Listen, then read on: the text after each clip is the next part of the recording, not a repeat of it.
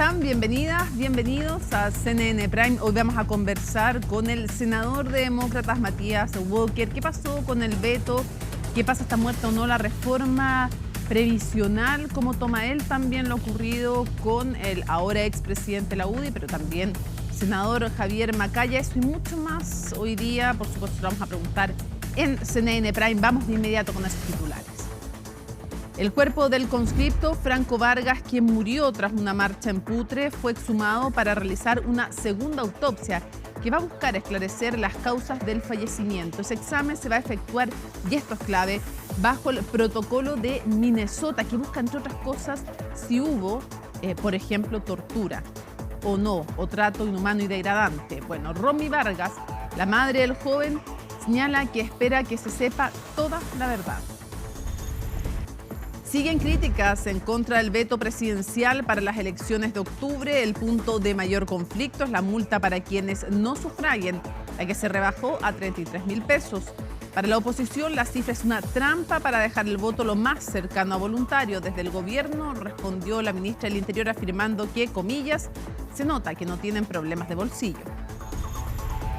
En temas internacionales, tras el cierre de las campañas en Venezuela, todo está dispuesto para las cruciales elecciones presidenciales de este domingo.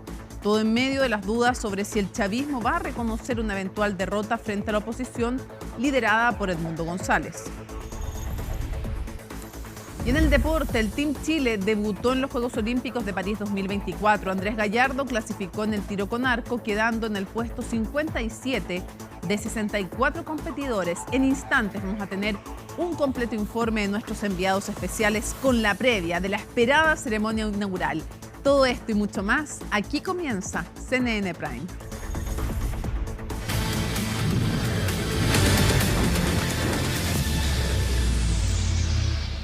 Comenzando contándoles que el presidente Gabriel Boric defendió la estrategia del gobierno en materia de seguridad tras las críticas de figuras como la alcaldesa de Santiago, Iracy Hasler, quien acusó improvisación en la construcción de una nueva cárcel. El mandatario descartó de plano esos dichos y agregó que al menos él, comillas, no tiene tiempo para peleas políticas. La nota es de Estefanía Bustamante.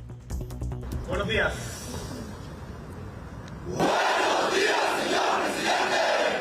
Ni el intenso despliegue por seguridad pública hizo posible disimular la incomodidad frente a las críticas de sus propias filas a los anuncios del gobierno. Improvisación es lo que acusan algunos, como la alcaldesa Iracy Hasler, ante la construcción de una nueva cárcel en Santiago. Estos son hechos concretos, no declaraciones grandilocuentes. Acá no hay atajos, no hay improvisación.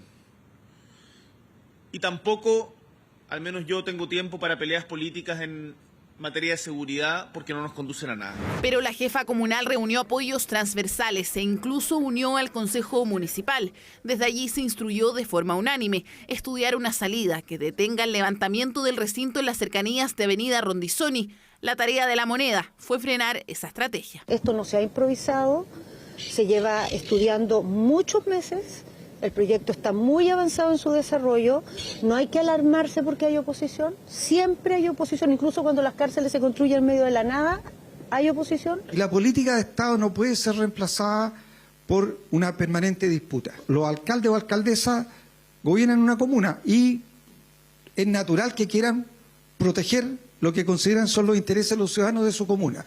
El gobierno tiene que velar por los intereses del país. Por eso el gobierno envió un oficio al Ministerio de Vivienda para invocar la ley que faculta al Ejecutivo a ampliar recintos penitenciarios. Ante la duda de si se trataría de una ampliación o nueva cárcel, la alcaldesa acusó improvisación y pidió explicaciones al ministro de Justicia. A mí me parece natural que la alcaldesa de Santiago levante una postura contraria o negativa frente a este anuncio que ha hecho el presidente Boric. Pero la inmensa mayoría de los chilenos y del Parlamento consideramos que es necesario. Si en Santiago Centro quieren que se hagan Santiago Oriente, o si en Santiago Oriente quieren que se hagan Santiago Sur, o si en Santiago Sur quieren que se hagan Santiago Poniente, y en Santiago Poniente quieren que se hagan Santiago Norte, me parece que es irrelevante porque en las regiones sabemos que para avanzar en seguridad requerimos mayor infraestructura penal. Desde ese mismo podio en el Congreso se han generado las divisiones en el oficialismo. Hola, buenos días. porque junto al alcalde de Pedro Aguirre Cerda, Hasler se reunió con parlamentarios del distrito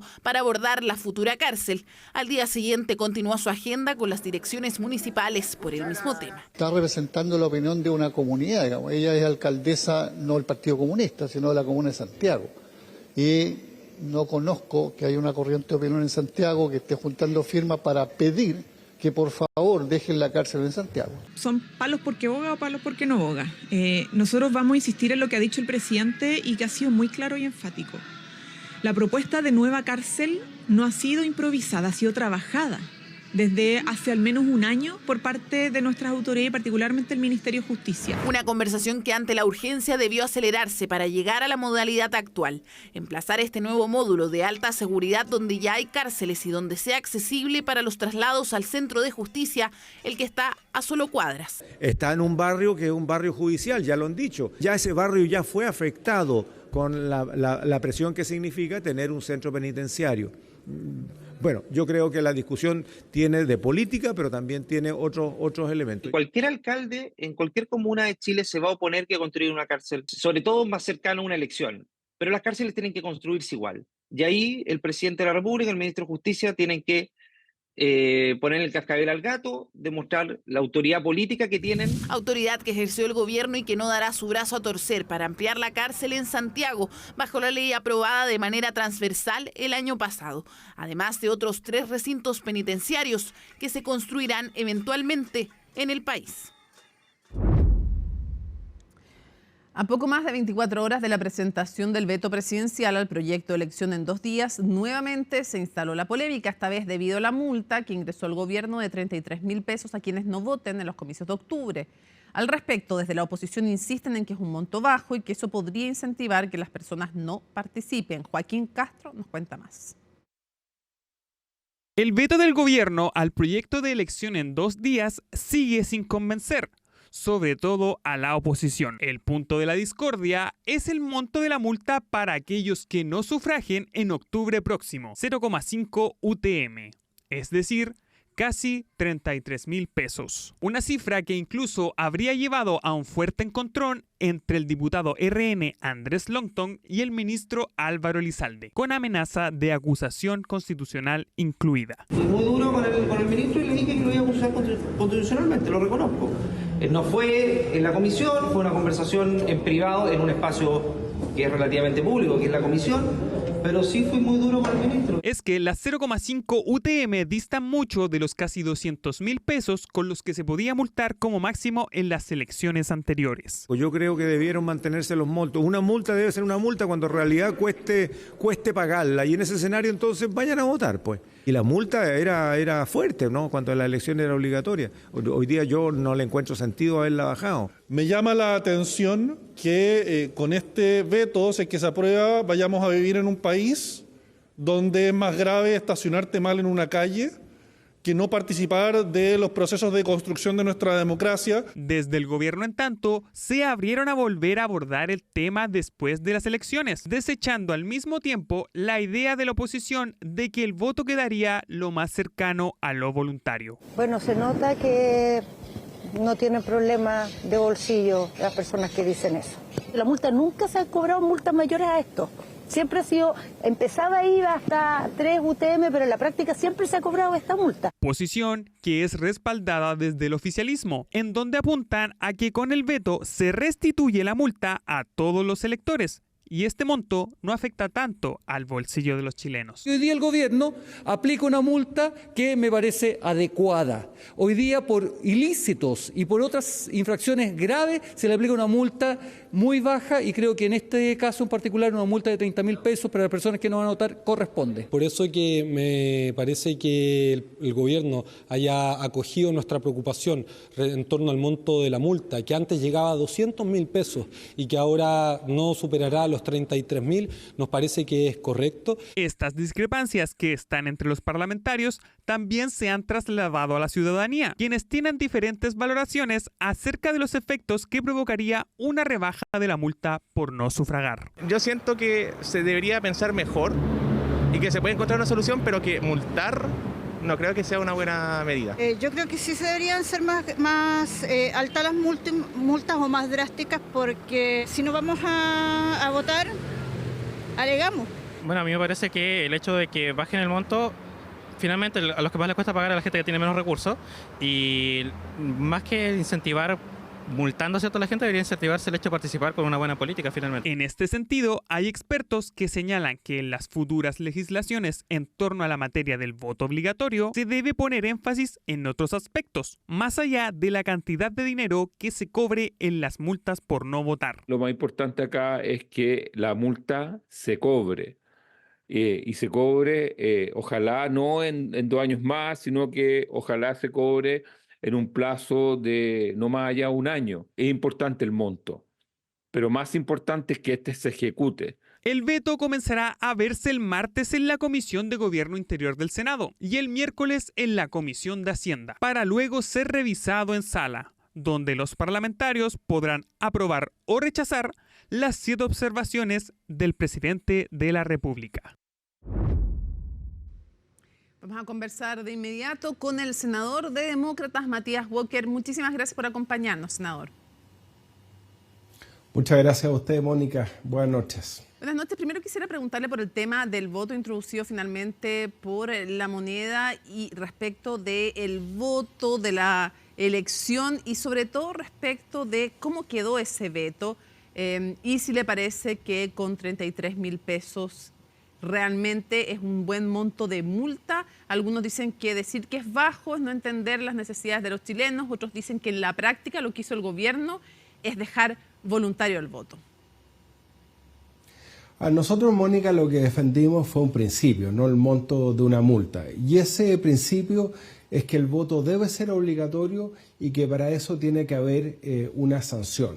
Finalmente se establece en el veto el rango inferior de la multa que estaba contenido en el proyecto que había sido sometido a la consideración de la sala de ambas cámaras, que lamentablemente en el Senado se rechazó porque los senadores de gobierno votaron en contra, y es similar al rango inferior de la multa que estaba establecido en el último proceso constituyente, vale decir 0,5 UTM, que hoy día equivale a 33.000 pesos. A mí me habría gustado que el juez tuviera más libertad para recorrer el ámbito de la multa con un techo mayor. Lo que se estableció el piso de 0,5 UTM. Pero la verdad es que 33.000 pesos es una multa considerable, a mi juicio, para la gran mayoría de las familias chilenas, si consideramos, por ejemplo, que más del 10% del monto de la pensión que lamentablemente reciben miles de jubilados en nuestro país. Pero insisto, usted dice que es suficiente,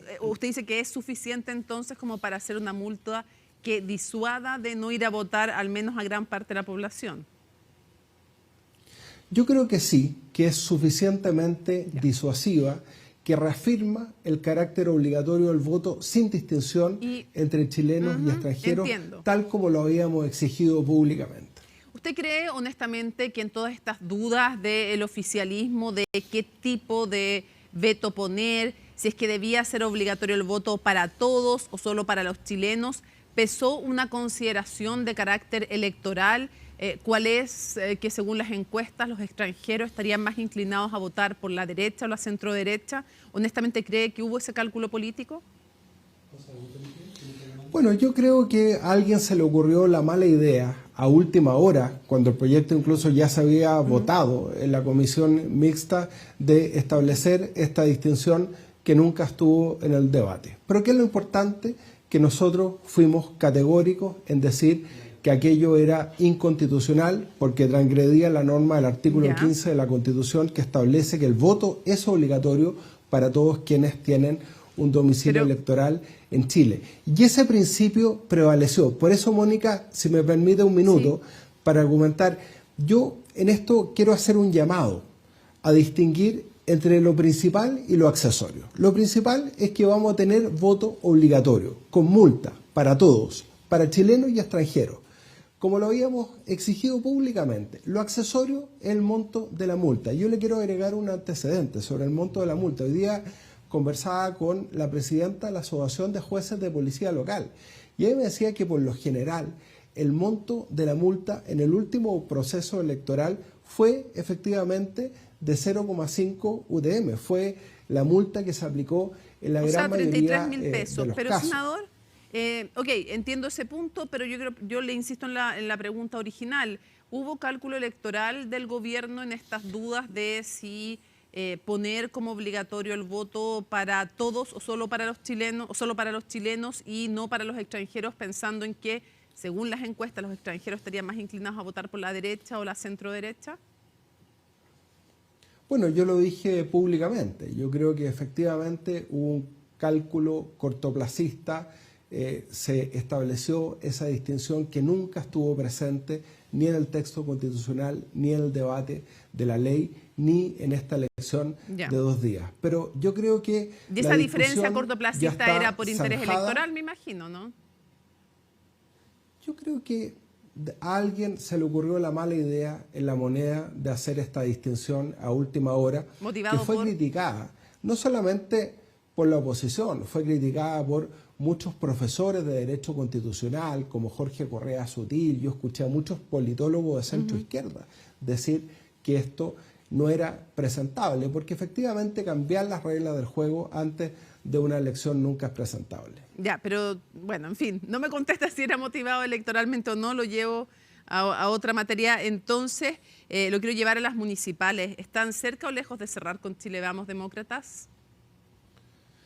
Yo espero que nosotros podamos esta semana presentar el pacto electoral de centro entre amarillos ¿esta o la que demócratas, viene? que se llama Centro Democrático. Yo espero que, en definitiva, ese pacto electoral se traduzca en una lista unitaria con amarillos en todas las elecciones, alcaldes, concejales, gobernadores y también consejeros regionales. Yo creo que es muy importante que el electorado tenga una alternativa de centro en estas elecciones de octubre. Y yo espero que podamos, con Chile Vamos, llegar a acuerdos en algunas comunas donde podamos ofrecerle a los vecinos de esas comunas nuevos liderazgos que se preocupen por la seguridad, por apoyar el crecimiento económico, por apoyar a las pymes, a las emprendedores. Pero, senador, en concreto, ¿esto quiere decir que están cerca o están lejos de cerrar con Chile Vamos? ¿La próxima semana se anuncia o no se anuncia el pacto con Chile Vamos? Hay una serie de conversaciones. En este momento no hay acuerdo. Yo espero que haya generosidad para entender que en una elección uninominal, donde gana el que tiene la primera mayoría relativa, le demos a los vecinos de esas comunas buenas alternativas de nuevos liderazgos. ¿Cuál es el tope, por senador? Eso, ¿Cuál es el punto de tope, diría usted, para explicárselo a la gente que está en sus casas? ¿Los gobernadores, las municipalidades? ¿Le falta generosidad a Chile Vamos? ¿Le falta a ustedes? ¿Qué dice usted? Así para en simple, para poder ir a otros temas. ¿Qué falta? Como en todo acuerdo, tiene que haber conmutatividad, tiene que haber equivalencia de las comunas que nosotros estamos apoyando a Chile Vamos, que ellos puedan apoyar a candidatos de amarillo y demócrata en otras comunas. Así que como nosotros con mucha generosidad y con mucha anticipación apoyamos la candidatura a Mario Desbordes en Santiago, porque Santiago necesita un cambio, o la candidatura de Sebastián Sichel en Ñuñoa, esperamos que Chile Vamos pueda apoyar la candidatura de Carolina Latorre, por ejemplo, que es una abogada laboralista de Calama, excelente candidata que fue ¿Le falta generosidad a Chile Vamos? Yo no quiero calificar porque finalmente si hubo generosidad o no lo vamos a saber el próximo lunes. Yo espero que exista altura de miras pensando en Chile. ¿Y ustedes están dispuestos a pactar con republicanos o a pactar con quienes pactan con republicanos? ¿En gobernadores, por ejemplo? Nosotros no hemos tenido conversaciones con republicanos. ¿No van a tener tampoco? Ni en materia de elección de gobernadores, ni en materia de elecciones de alcalde. No vamos a tener ningún pacto con republicanos. Ya. Si tenemos un acuerdo, va a ser con Chile Vamos, que van a ser acuerdos regionales bajo la lógica de cada una de las regiones. Ya. Lo llevo al tema de Javier Macaya y la condena de su padre Eduardo Macaya. Quiero saber si usted cree que el asunto queda cerrado con la renuncia de él a la UDI, porque hay quienes creen que está inhabilitado para ser senador. ¿Le parece que es suficiente con la autocrítica y la renuncia? quien fue condenado fue Eduardo Macaya, no Javier Macaya. Y ese fallo tiene que cumplirse. Y se lo digo, Mónica, como alguien que ha legislado por la imprescriptibilidad, por el derecho al tiempo de las víctimas de abuso sexual infantil. Sí. Hemos legislado en el Congreso Nacional para que el abuso sexual infantil tenga penas efectivas. Y ese fallo tiene que cumplirse. ¿Y cuál fue el error, a su juicio, de Javier Macaya desde la perspectiva justamente de alguien que legisló en esa materia? Yo creo que nunca hay que deslegitimar el testimonio de las víctimas. Nosotros hemos legislado para evitar la revictimización. Por eso, por ejemplo, aprobamos la ley que establece las entrevistas videograbadas, para que las niñas, niños y adolescentes que habían sido víctimas de delitos, como por ejemplo de abuso sexual infantil, tengan que declarar una sola vez. Uno nunca puede basar su defensa en desvirtuar o en deslegitimar el testimonio de un niño, niña o adolescente. Eso podrá contrastarse con los peritajes, con los otros medios de prueba, pero uno nunca debe deslegitimar públicamente el testimonio de los niños. Y puede también, porque desde el propio Chile Vamos también criticaron el hecho de que más allá de que se deslegitimara o se cuestionaran pruebas, el hecho mismo de el doble rol de defender a un familiar y por otro lado ejercer un cargo público. Bueno, pero él renunció a la presidencia de la UDI, asumió su responsabilidad política, respondiendo derechamente a su pregunta, si no tendrían que inhabilitarse todos los diputados del Partido Comunista que defendieron a Daniel Jadue después de una condena que también tiene que no cumplirse. Tiene en este todavía. Caso una medida cautelar. No tiene condena. Una medida cautelar. No, una medida cautelar. Sí. Por eso. Pero me refiero a que no se puede cuestionar las resoluciones judiciales. Por ejemplo, la resolución judicial que determinó una medida cautelar contra el alcalde de Recoleta, que vimos al Partido Comunista en procesión yendo a defenderlo y a cuestionar esa medida cautelar. Nosotros nunca vamos a cuestionar una medida cautelar. ¿Se aplica lo mismo también para quienes han pedido, por ejemplo, sacar de su cargo al fiscal Almendari? Yo creo y sostengo que el Ministerio Público tiene que ser autónomo.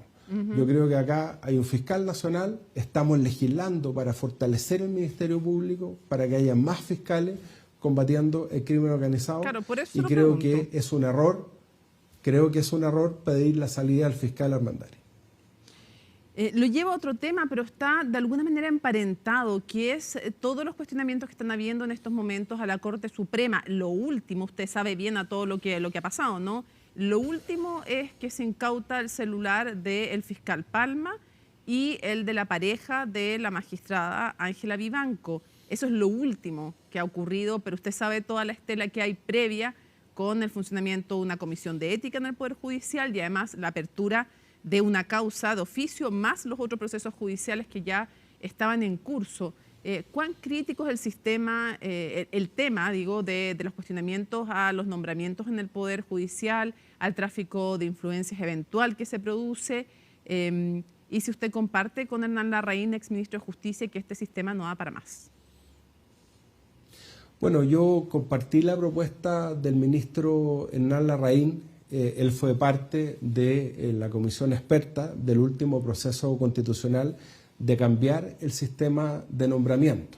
Yo creo que acá tiene que haber un órgano colegiado que participe en la elaboración de los procesos, no radicar el proceso solamente en la Corte Suprema, sino que puedan participar ministros de Corte Suprema, ministros de Corte de Apelaciones, personas que representen a la Academia Judicial, a la Corporación Administrativa del Poder Judicial, un sistema parecido a la alta dirección pública que permita que el presidente de la República, cuando le llegue una quina, tengamos la certeza que están los mejores nombres. En el caso del Senado, quiero decirle que nosotros ratificamos prácticamente por unanimidad el único nombre que ha propuesto el presidente Boric en esta legislatura a la Corte Suprema, que es el caso de la ministra María Soledad Melo, ¿no? A mí me tocó ser presidente de la Comisión de Constitución, hizo una estupenda exposición y ese nombre fue aprobado por unanimidad. Y me preocupa, Mónica, que hay otros nombramientos pendientes. Se van a acumular 2 nombramientos de ministros y también de fiscal de la Corte Suprema. Es muy importante que se envíen los nombres. Pero mi respuesta es que yo soy partidario de cambiar el sistema. Sí, usted es partidario de cambiarlo, pero coincide también en que la situación es tan crítica que, en las palabras del ex ministro de Justicia, el sistema no va para más.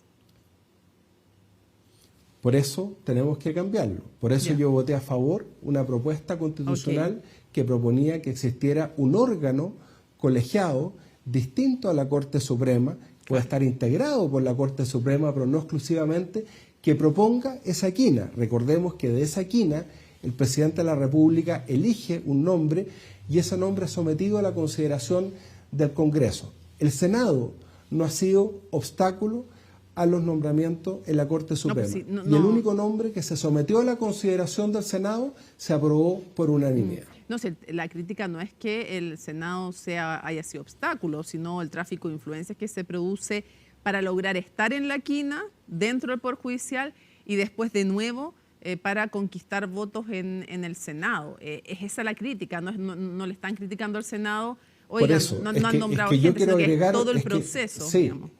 Mónica, es que yo quiero agregar una crítica, y es que no pueden haber dos nombramientos pendientes en la Corte Suprema.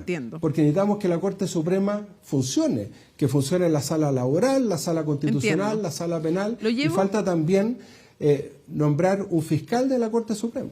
Lo llevo a otras materias, pues se nos va acabando el tiempo rápidamente. Quiero saber si usted está de acuerdo con lo que ha sido la postura del gobierno de Chile respecto de las elecciones del domingo en Venezuela y si cree además que el régimen de Nicolás Maduro va a respetar esos resultados en caso de que les fueran adversos.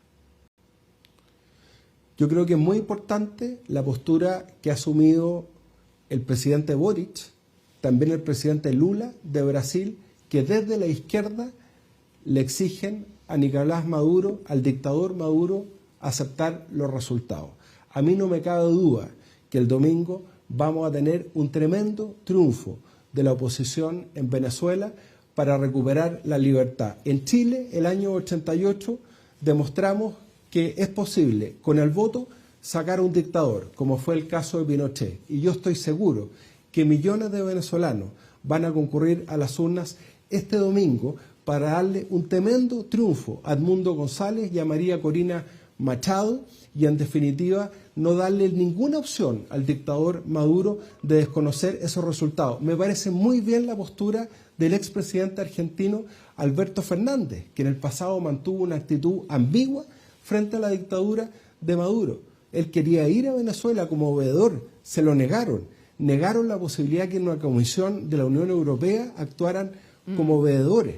Entonces yo creo que es muy importante esta presión internacional. El dictador Maduro se está quedando solo y solo tiene en este momento el apoyo de otra dictadura que es la de Cuba.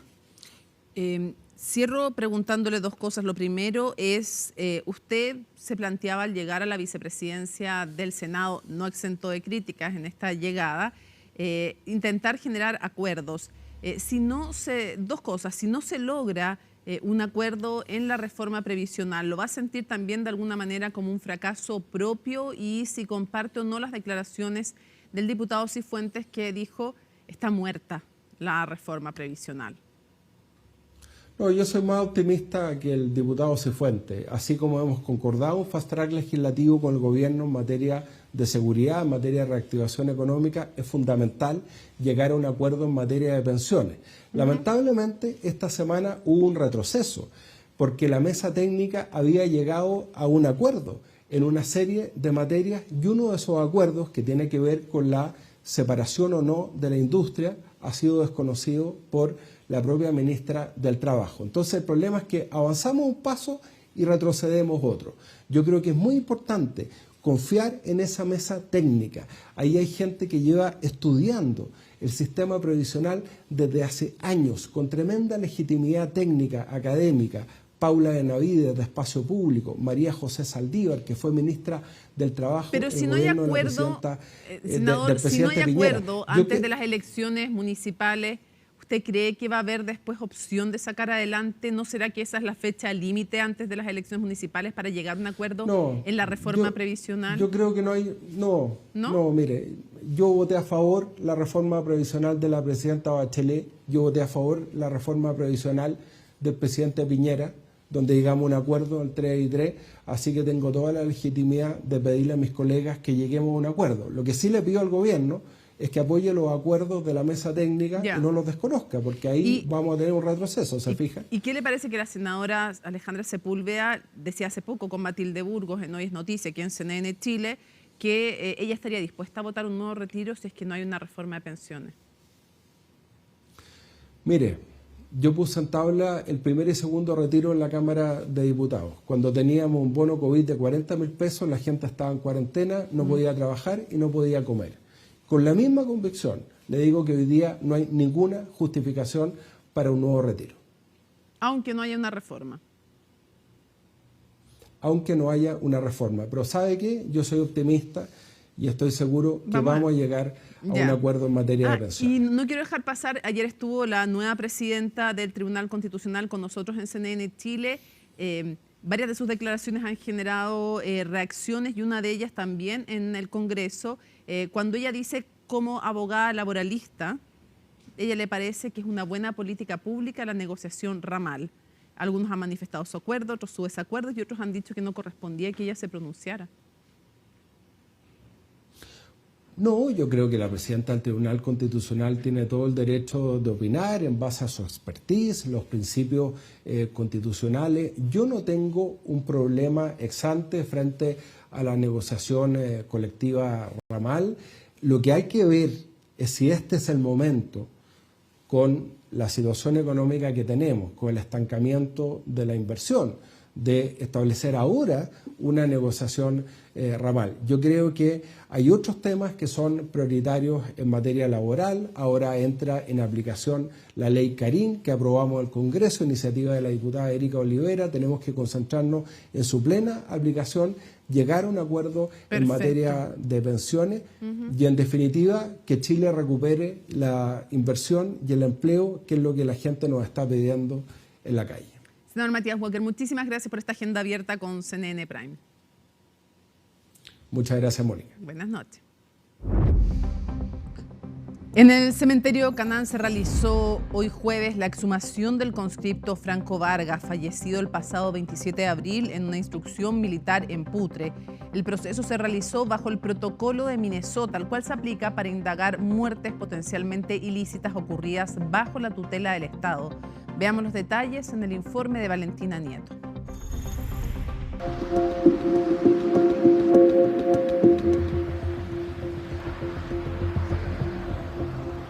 Aunque estaba claro que no sería fácil, sí entregó algo de calma a Romy Vargas tras meses de búsqueda por una certeza. Bajo su mirada atenta, el cuerpo de su hijo, el joven conscripto Franco Vargas, fue exhumado para realizar una segunda autopsia.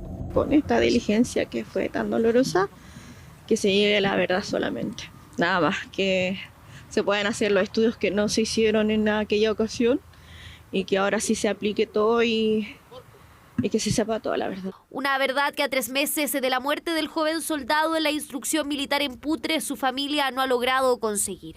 La confianza de Romy está puesta en este nuevo proceso que ahora dirige la justicia ordinaria. Así lo expresó en sus redes sociales. Esperamos que esta arroje los resultados y, en realidad, más que los resultados que nosotros queramos, que en realidad nos permita una radiografía de la verdad de lo que ocurrió, también por tranquilidad para la familia. Yo lo he dicho en el primer momento, y lo dijo el presidente de la República, aquí es importante que se esclarezca todo lo ocurrido.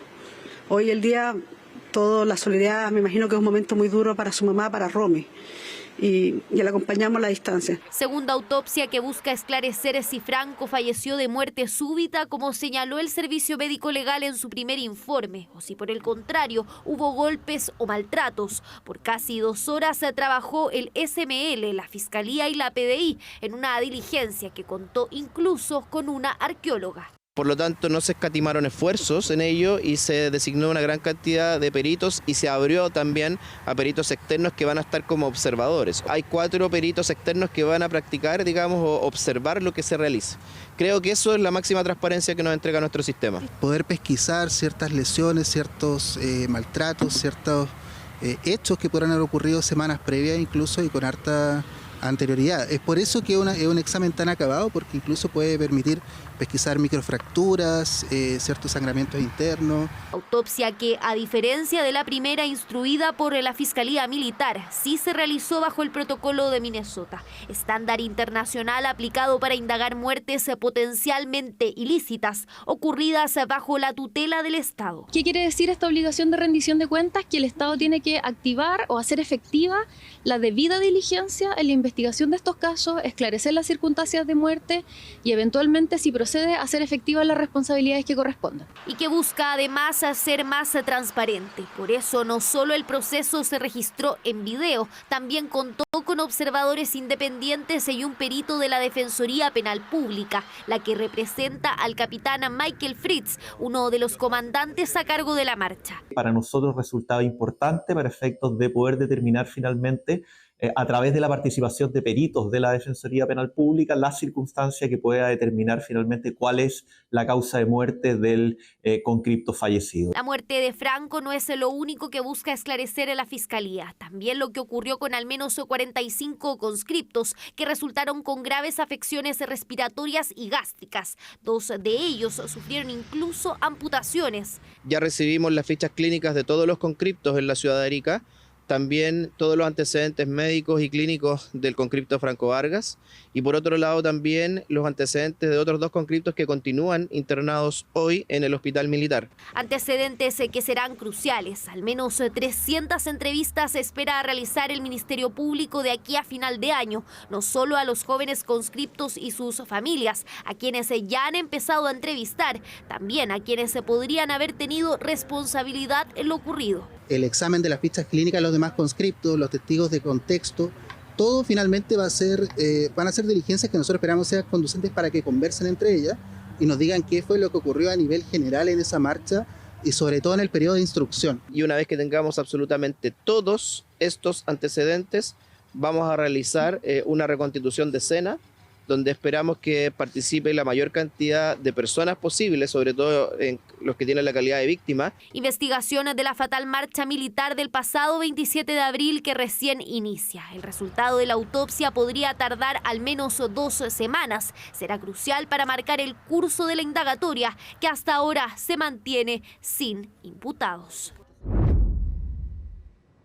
La Fiscalía chilena concretó una serie de diligencias en Costa Rica en el marco de la investigación del secuestro con homicidio de Ronald Ojeda. El fiscal jefe del equipo contra el crimen organizado y homicidios, Héctor Barros, junto al director de Cooperación Internacional, presentaron los antecedentes ante el Ministerio Público de Costa Rica para avanzar en el proceso de extradición de Michael Villegas, imputado por el crimen del exteniente venezolano. El persecutor indicó que parte de la información expuesta ante sus colegas de San José haría referencia a la participación de Villegas en el delito. Esta acción del Ministerio Público se da luego de que el pasado domingo la subsecretaria de Relaciones Exteriores, Gloria de la Fuente, entregara formalmente a las autoridades costarricenses una solicitud de extradición. Recordemos que el imputado fue detenido el pasado 12 de julio al momento de intentar ingresar desde Panamá a Costa Rica. Sin embargo, sus planes se vieron frustrados tras la alerta roja internacional emitida por Chile. El equipo de crimen organizado y homicidios ECO metropolitano y la unidad de cooperación internacional de la Fiscalía Nacional hemos realizado una serie de diligencias en terreno en San José de Costa Rica. Una vez entregada oficialmente la solicitud de extradición desde la Cancillería chilena a las autoridades costarricenses y a partir del requerimiento de asistencia penal internacional que realizó la Fiscalía de Chile, en esta causa relacionada con el crimen organizado transnacional, hemos expuesto antecedentes de la causa referido a la existencia del delito y la participación del imputado en el mismo, a la Fiscalía que está a cargo de la extradición en este país, a quienes agradecemos la cooperación prestada en todo momento. En prisión preventiva quedaron 5 detenidos en toma de Puente Alto, la que era controlada por una banda dedicada al tráfico de drogas, que fue desbaratada tras una larga investigación que terminó en un masivo allanamiento. Pablo Figueroa con el informe. Fue una formalización de casi 2 horas. Es que los delitos que se buscaban imputar a las 8 personas detenidas tras el masivo allanamiento de este miércoles en la toma del Sueño de Todos en Puente Alto no eran pocos. Y así, tras casi 100 minutos de exposiciones, el resultado fue que 5 quedaron en prisión preventiva y los 3 restantes se les decretó arraigo nacional y firma mensual para una investigación que tiene 100 días ahora para seguir procesando información. Se dio cuenta del control territorial, de los ámbitos de los cobros, recaudación, de esta especie de gastos comunes en temas de seguridad, por ejemplo, al interior de esta toma y este campamento, y se expuso igualmente la vinculación y asociación de los delitos respecto de tráfico de drogas, microtráfico, tenencia ilegal de armas de fuego, de partes, piezas de armas de fuego, así como también de municiones. Y en ese sentido, el tribunal le dio la razón al Ministerio Público respecto de las cautelarias de prisión preventiva que fueron solicitadas respecto de 5 imputados. Se mencionó que nuestros representados tenían gran poder de fuego cuando lo único que tenían era una arma de fogueo. Desde ese punto de vista no se puede entender desde el punto de vista de la defensa que nos encontrábamos frente a una banda, como señalaba el Ministerio Público, ni tampoco con un gran poder de fuego, como mencionaban otros querellantes. Tráfico de drogas, extorsión para obligar a los residentes de la toma a pagarles tras hacerse del control de ella, es parte de una serie de imputaciones para una banda compuesta en su mayoría por personas de nacionalidad venezolana y una mujer de origen colombiano, que era la que estaría dedicada a hacer las cobranzas. Es una estructura criminal vinculada a 2 delitos esenciales: infracciones a la ley de drogas e infracción a la ley de armas. Allí se han incautado distintos tipos de drogas. Dentro de las casas que esta organización venezolana ingresó, efectivamente, a gran parte de las casas que nosotros allanamos el día de ayer. Pero pese a todo, igual obtuvimos resultados positivos, sacando gran cantidad de droga, como bien lo señaló acá el señor subsecretario, marihuana, cocaína, armamento, munición, etc. Ahora la pregunta que queda: ¿qué hacer para que esta historia no se repita, no solo en la toma en Puente Alto, sino en otras? Queda un precedente de impunidad al quedar solo 5 personas con prisión preventiva ante una organización que se habría apropiado de un lugar donde viven cientos de familias. Lo primero que hay que decir es que ayer en Puente Alto el Estado llegó a ese lugar. Quién sabe cuántos lugares como ese ha habido en nuestro país que antes la policía no entraba y no tomaba las acciones que tomó ayer de desbaratamiento de este grupo y también de llevarlo ante la justicia para que respondan de los múltiples delitos que aparentemente estaban cometiendo. Las intervenciones policiales son una buena oportunidad para mitigar el problema, pero no necesariamente para erradicarlo. Cuando hay percepción de impunidad, aumenta la frecuencia criminal. Es decir, quienes ya han cometido delitos lo hacen con mayor frecuencia y con mayor cercanía en el tiempo. Aumentan los delitos en cuanto a gravedad. Es decir, de haber delitos contra la propiedad, pasamos a delitos directamente contra las personas. Y quizá el tercer componente, que tiene que ver con la sensación de que no hay normas, que nadie controla, que se perdió la seguridad, tiene que ver con aquellas personas que no han ingresado al mundo del delito, también están pensando en hacerlo. El debate y las preguntas quedan el mismo día en que se conoció que los 3 ciudadanos colombianos que agredieron a carabineros en el barrio Franklin y que iban a ser expulsados del país estarían inubicables. El cuarto tribunal de juicio oral en lo penal de Santiago dio a conocer la sentencia en el caso Pío IX, condenando al Ministerio Público y a los querellantes a asumir las costas del proceso judicial contra el ex carabinero Sebastián Zamora, quien finalmente fue absuelto de los cargos en su contra. Recordemos que son 8 los querellantes que acusaron al ex uniformado de homicidio frustrado tras chocar contra un adolescente que cayó al río Mapocho en una de las manifestaciones en el contexto de octubre. Entre los querellantes figuran el Instituto Nacional de Derechos Humanos y la Defensoría de la Niñez. A contrarreloj, así están trabajando los pactos políticos cuando queda poquito para que se venza el plazo de las inscripciones para las elecciones de octubre.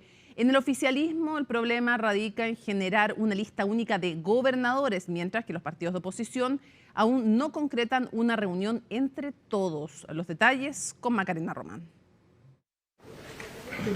Menos de 12 horas y ya estaban reunidos otra vez. El oficialismo llegó hasta la sede del Partido Socialista para cumplir con lo comprometido anoche en La Moneda. seguir conversando y alcanzar acuerdos de cara a las elecciones de octubre. No vamos a dar detalles, vamos a conversar directamente con la Democracia Cristiana formalmente, y cuando tengamos la respuesta también formalmente la vamos a transmitir. Claro, porque el oficialismo ya hizo una propuesta de lista única para las gobernaciones, pero su confirmación debe pasar por la Democracia Cristiana. La Falange estaría insistiendo por quedarse en 4 regiones: Arica, Coquimbo, El Maule y Los Lagos. Pero tiene harto de sentido común que en aquellas regiones donde el liderazgo está consolidado tengamos una sola candidatura, y en aquellas regiones donde a la luz de todos los antecedentes hay disputa de liderazgo, sea la ciudadanía la que elija. Y si solo nos quedamos en Coquimbo, para ejemplificar, la disputa no es nada fácil. El Frente Amplio, Partido Comunista y la DC estarían buscando quedar con el territorio. Es un esfuerzo titánico. Es muy difícil poner de acuerdo a la gran multiplicidad de actores que están concurriendo a este acuerdo, pero estamos haciendo todos los esfuerzos para que eso así ocurra. Somos parte de un acuerdo en construcción y así como todos, no solo necesitamos, sino tenemos derecho a tener presencia en ese acuerdo, porque es casi una obviedad de lo que es un acuerdo unitario que integra a todos los sectores, incluyendo la ADC. Democracia Cristiana, que ha tenido uno que otro percance. Buscaron que el gobernador Orrego fuera por cupo de su partido a la reelección, pero este se inscribió como independiente para la RM. Siempre hay esperanza.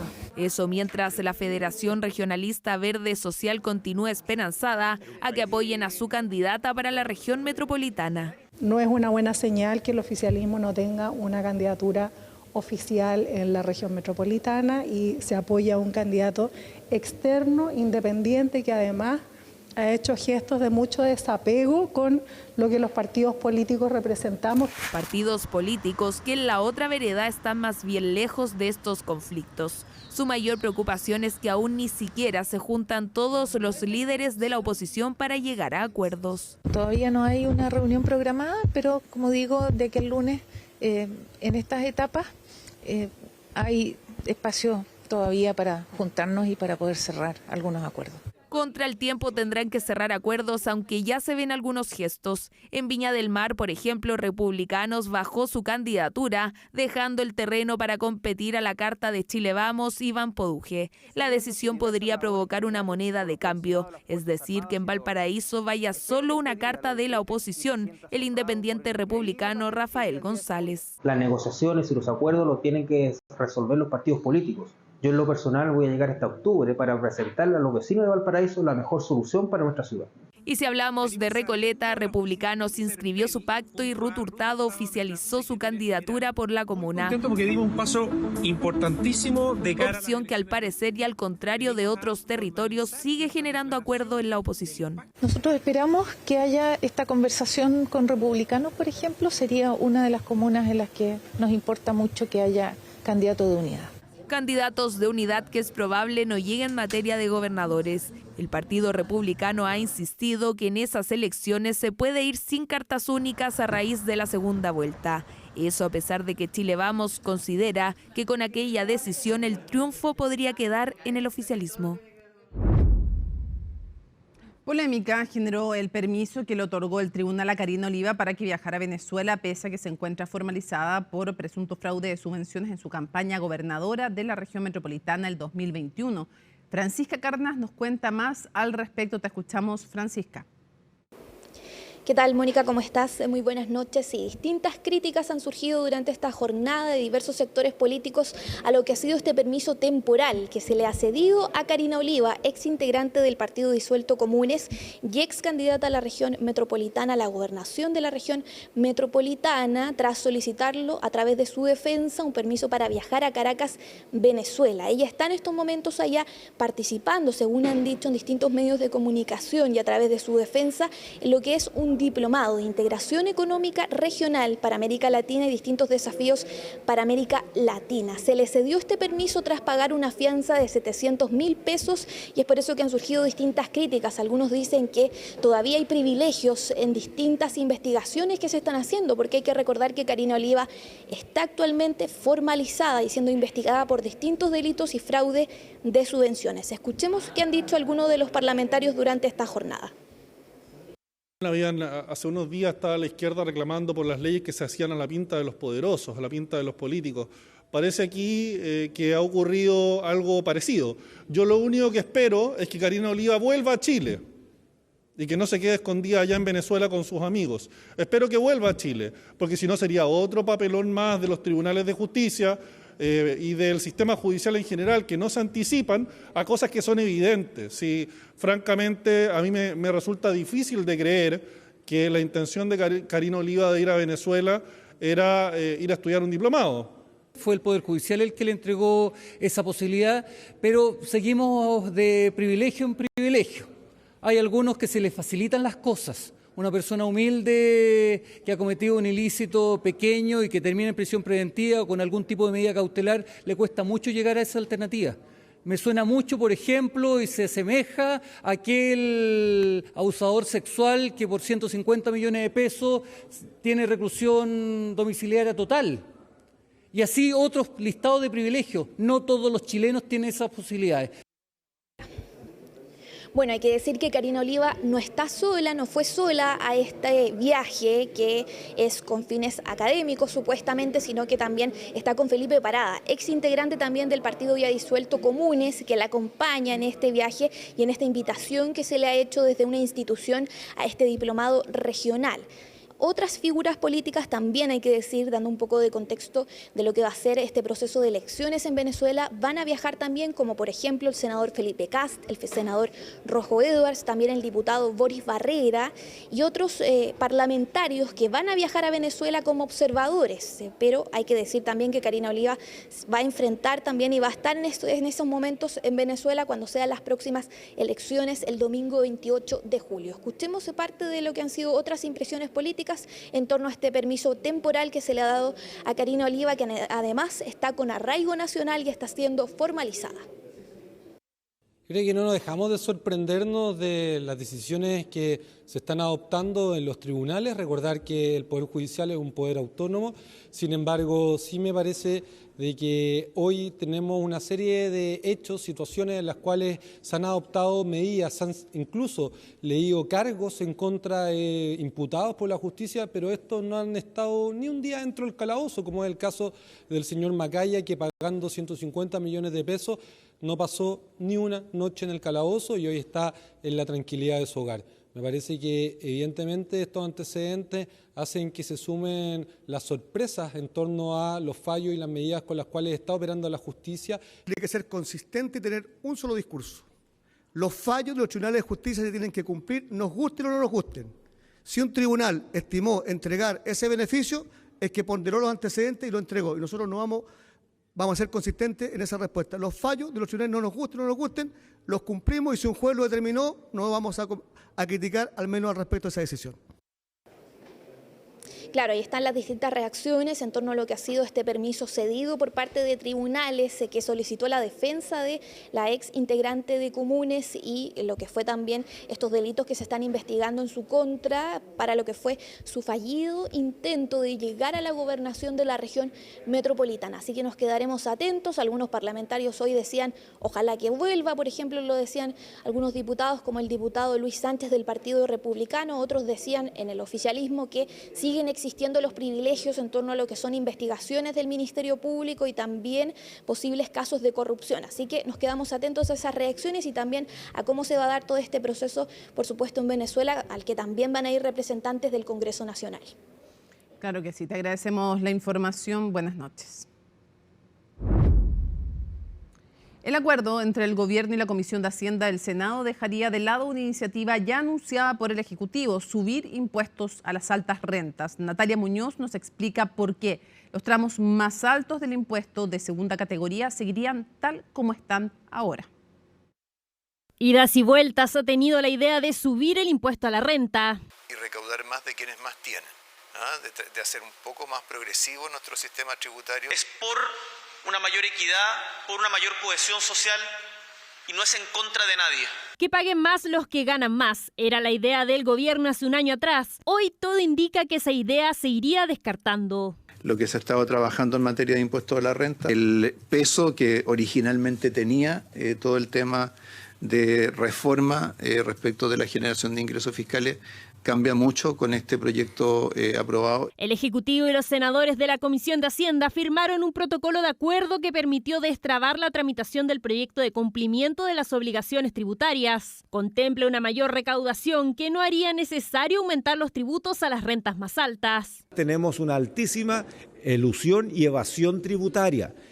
Si vamos a resolver ese problema, va a haber un mayor ingreso que va a permitir hacer obras. Por lo tanto, creo que no es el momento para hacer una reforma tributaria aumentando los impuestos. El propio ministro de Hacienda ha tomado conciencia que la debilidad de la inversión, sobre todo, aconseja no subir los impuestos en estos momentos, no crear nuevos impuestos, sino que más bien concentrarse en la reactivación de la economía. La iniciativa en un principio buscaba recaudar cerca del 1,5% del PIB, pero en ese protocolo se menciona que se actualizará la estimación. Específicamente, subir el impuesto a la renta tenía como meta recaudar 0,6%. Ahora, en caso de que esa propuesta avance, su impacto recaudatorio será neutro, es decir, subirá impuestos solo para compensar las bajas de otros tributos. Con la presentación de un proyecto de ley de alza de impuestos, no existiría una mayor recaudación fiscal ni una mayor alza de impuestos, debido a que cualquier alza de impuestos sería compensada con la baja de otros impuestos. Un mejor gasto público, mayores ingresos que se prevén a mediano plazo por el litio y el hecho de que el proyecto de Sala Cuna contempla su propio financiamiento. Le quita presión a la propuesta original. Expertos concuerdan que el mensaje es que no se subirá el impuesto de segunda categoría. No vamos a entrar en una discusión inmediata de lo que son aumentos de tasas, tanto del impuesto corporativo como el impuesto a las personas. En el momento económico que estamos y también dado los niveles de evasión, incluso los mismos informes que tiene la autoridad respecto al tema, hay un espacio suficiente para, por otras vías, subir más personas al carro y más empresas y más contribuyentes que hoy día están en la informalidad. Yo creo que se podría interpretar en la medida que se aprueben las normas anti-elusión y anti-evasión que está buscando el gobierno. Porque si no se dotan de esas herramientas, el gobierno va a decir, bueno, si usted no me da esta herramienta, yo tengo que aumentar impuestos. Ahora el foco es uno solo, despachar el proyecto anti-evasión antes de que comience en octubre la discusión del presupuesto 2025. Hay un conjunto de temas que son, por así decirlo, de acuerdos, de consenso que se pueden despachar rápidamente. Tenemos un horizonte y unos criterios y una metodología clara con la cual despachar ese proyecto a ley de aquí a fines de septiembre de este año. El próximo miércoles la Sala del Senado revisaría la iniciativa. Ahí se entregarían detalles de la recaudación total, cuyo destino prioritario es el financiamiento del aumento de la pensión garantizada universal y seguridad ciudadana, montos que alcanzarían para no tocar el impuesto a las rentas personales. Hoy la TAM volvió a la bolsa de Nueva York después de 4 años de ausencia y luego también de la fuerte crisis en que casi desapareció. Los inversionistas internacionales destacan esta decisión de la aerolínea, tal como nos cuenta Orlando Silva. Es la última parada de una ruta que duró más de 4 años. LATAM volvió a aterrizar en Wall Street. Este jueves, por fin, las siglas LTM se volvieron a ver en las pantallas de la Bolsa de Nueva York, algo que no ocurría desde junio de 2020, y así lo comunicó el CEO de la aerolínea a sus colaboradores.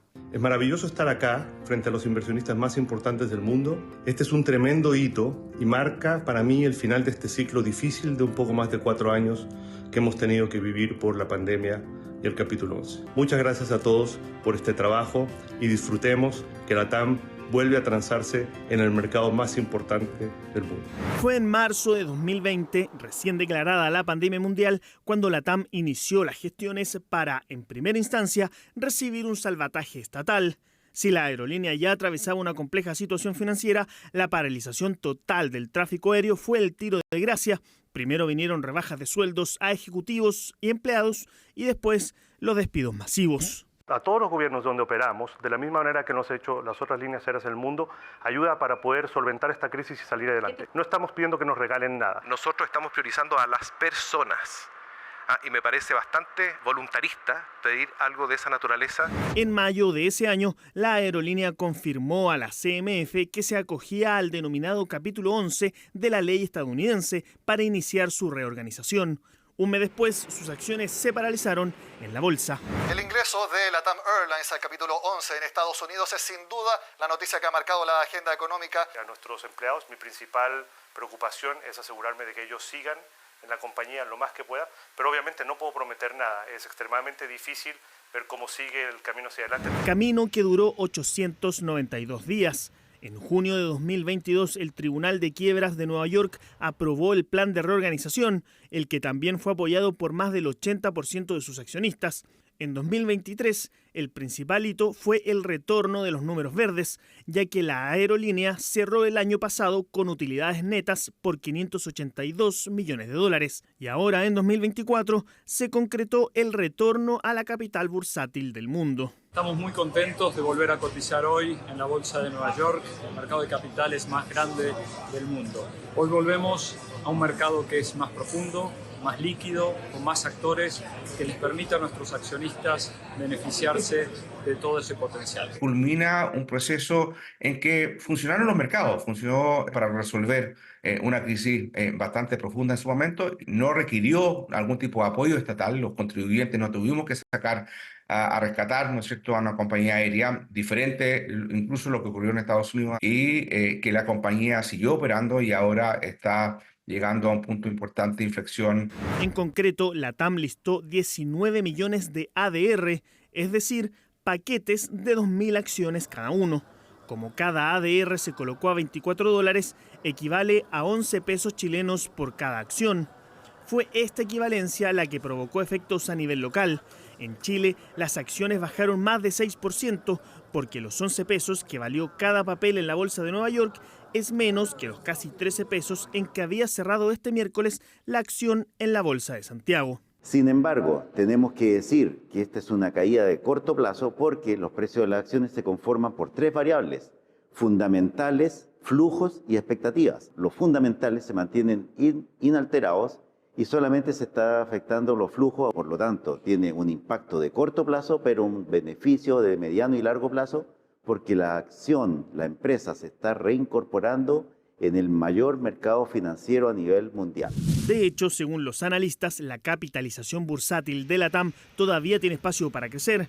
Si actualmente supera los $8.000 millones, la más alta entre las aerolíneas de la región, los expertos ven viable que ésta se encamine a superar su máximo histórico de $12.450 millones. Listos para revisar las informaciones internacionales junto a Alicia Contreras y comenzamos en nuestro continente. Tal cual, en Venezuela, porque hoy se realizaron los actos de cierre de campaña para las elecciones de este domingo. Y como vemos en las imágenes, este fue el cierre de campaña de Nicolás Maduro, donde se registró una alta cantidad de personas en este acto, pero también hubo denuncias de que muchos de ellos eran funcionarios públicos que fueron llevados en buses y estaban los buses estacionados cerca de la calle Bolívar. Y al final de la cual se veló a Hugo Chávez cuando murió. Tal cual. Se realizó entonces este acto de campaña. Nosotros pensábamos, tuvimos un contacto con Esmari Hernández, que hablaban los candidatos como se suele hacer acá en Chile. Sin embargo, ella nos decía que eso no se solía hacer, dado que no tienen los equipos de audio para realizar estos discursos. Pero sí estuvo ahí Nicolás Maduro y en el acto de la oposición estuvo liderado por Edmundo González y también por María Corina Machado. Mira, esos son los buses que dicen que se usaron para trasladar a los funcionarios para poder llenar este acto de cierre de campaña de Nicolás Maduro. Hoy día también el presidente Maduro se refirió a estas elecciones y entregó un mensaje a la ciudadanía. Escuchemos lo que dijo. A quienes nos han seguido desde siempre, les doy las gracias por la fuerza victoriosa de todos los años. A quienes aún se están decidiendo, les pido una confianza, su voto de confianza. Soy la garantía de paz y estabilidad y cambios y transformaciones tranquilos hacia adelante, en compañía de tantas certezas y esperanzas de todos. Y a quienes alguna vez nos adversaron, apelo a su razón benevolente, a su sentido común y a su patriotismo.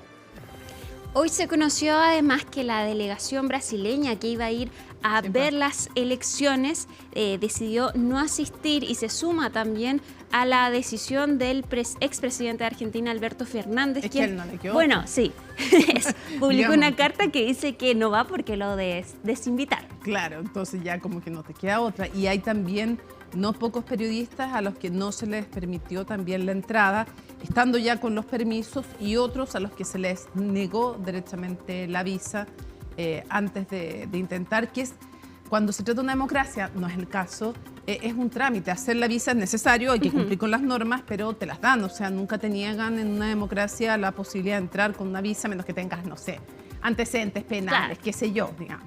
Pero si no, no hay problema. Bueno, efectivamente hay muchos a quienes les han negado la posibilidad de entrar a cubrir estas elecciones. Y esto se suma también a quienes no van a ir son los de la Unión Europea, que también era una comisión bastante importante. Y tampoco los invitaron finalmente. Exacto. Entonces hoy se le preguntó a la oposición si esto temían de que fuera una mala señal de lo que podía ocurrir el domingo, y esto fue lo que respondió Edmundo González, el candidato de la oposición. Bueno, nosotros lamentamos efectivamente que no vengan a presenciar los observadores brasileños que habían sido invitados, así como habían sido invitados también los representantes de la Unión Europea y posteriormente les fue retirada la invitación, así como también fue el caso del expresidente de Argentina. Eso es una mala señal porque no podemos permitir que vengan invitados y al día siguiente les quiten la invitación. Los observadores de Brasil que estaban invitados serían bien recibidos aquí en Venezuela y nos hubiese gustado contar con la presencia de ellos. Y hoy también se refirió a esto el presidente Gabriel Boric, quien pidió al gobierno de Maduro respetar los resultados de las elecciones de este domingo, porque todas las encuestas indican que la oposición tiene todas las de ganar, 20 puntos por sobre el candidato del oficialismo de Nicolás Maduro. Entonces está la duda de qué va a pasar el domingo. Sí, 20 puntos en un contexto en que no dejaron competir a María Corina Machado, en que tienen todo el aparataje estatal funcionando, en que movilizan a funcionarios públicos, en que también de alguna manera extorsionan con subsidios. Entonces, claro, ya es una competencia desleal y aún así las encuestas hablan de 20 puntos de diferencia. Tal vez no sean 20 puntos, pero sería rarísimo en verdad que la oposición perdiera.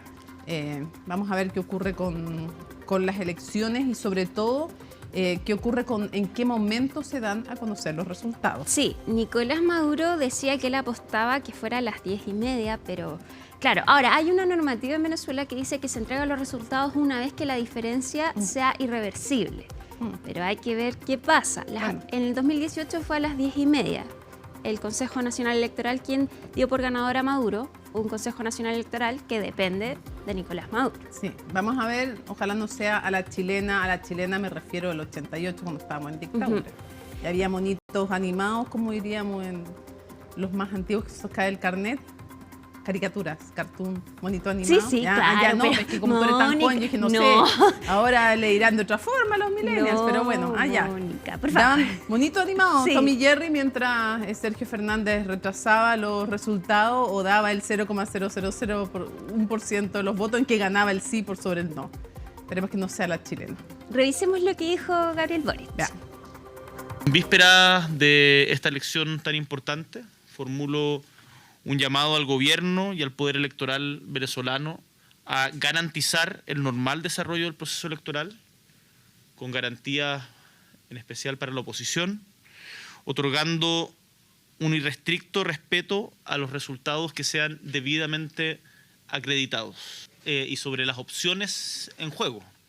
Lo que nosotros queremos hacer con esta manifestación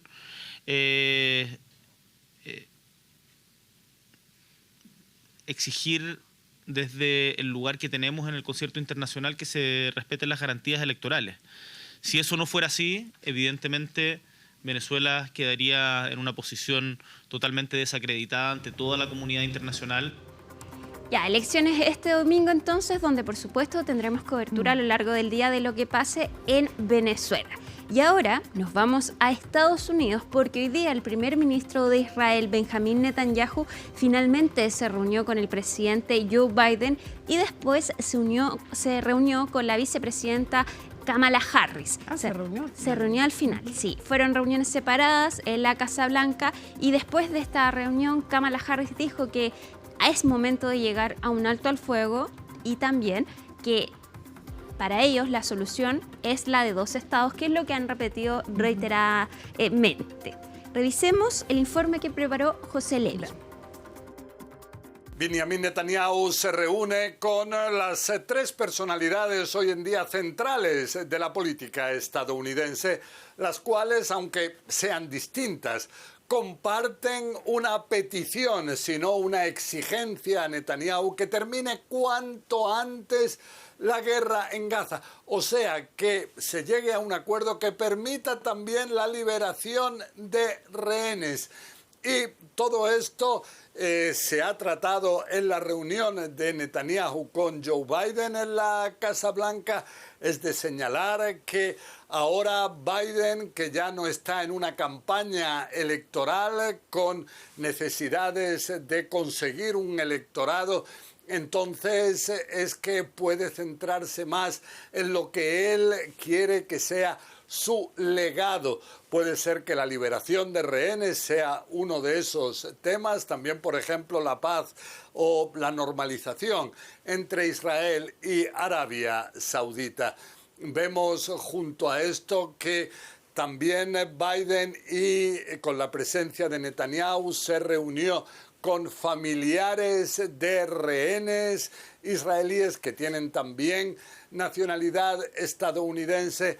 Y todo esto antes de que Netanyahu se encontrara también con Kamala Harris, después de que Harris decidiera él, por temas de agenda, no estar presente en el discurso de Benjamin Netanyahu el martes delante de una sesión conjunta del Congreso en Washington. Se desconoce qué políticas puede adoptar Kamala Harris con respecto a Israel si fuera elegida presidenta, y todo esto cuando también se desconoce qué actitud puede tener Donald Trump, la persona que se reúne con Netanyahu el viernes y lo hace en Mar-a-Lago, en Palm Beach, el estado de la Florida. Es de señalar que Trump nunca perdonó a Netanyahu el hecho de que telefoneara para felicitar a Joe Biden después de su victoria electoral. Junto a esto, cuando fue presidente, Trump adoptó políticas claramente a favor de Netanyahu, a favor de Israel, pero ahora las relaciones entre ambos intentan de alguna forma volver a ser estrechas. Se desconoce si lograrán o no algo así. Termina CNN Prime, viene CNN Tiempo y luego un CNN íntimo con Matilde Burgos como cada jueves. Súper especial, Francisca Mardones es la primera chilena en ganar una medalla paralímpica. Va a estar conversando en el contexto además de que comienzan los Juegos Olímpicos, pero su trayectoria, cómo ve el país, en fin. Imperdible este CNN íntimo y luego Fernando Paulsen con Última Mirada. Jueves 25 de julio, así estuvo nuestro país y el mundo. Somos CNN Chile. Buenas noches.